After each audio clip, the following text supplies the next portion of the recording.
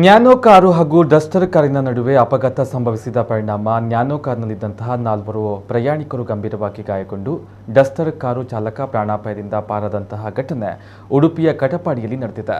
ಕಟಪಾಡಿ ಪಾಂಗಳ ರಾಷ್ಟ್ರೀಯ ಹೆದ್ದಾರಿ 66ರಲ್ಲಿ ಈ ಅಪಘಾತ ಸಂಭವಿಸಿದೆ. ಈ ಎರಡೂ ಕಾರುಗಳು ಉಡುಪಿಯಿಂದ ಕಾಪು ಕಡೆಗೆ ಹೋಗ್ತಾ ಇತ್ತು ಎಂದು ತಿಳಿದು ಬಂದಿದೆ. ಗಾಯಾಳುಗಳನ್ನು ಉಡುಪಿಯ ಖಾಸಗಿ ಆಸ್ಪತ್ರೆಗೆ ದಾಖಲು ಮಾಡಲಾಗಿದೆ. ಕಾಪು ಪೊಲೀಸ್ ಠಾಣೆಯಲ್ಲಿ ಈ ಬಗ್ಗೆ ಪ್ರಕರಣ ದಾಖಲಾಗಿದೆ.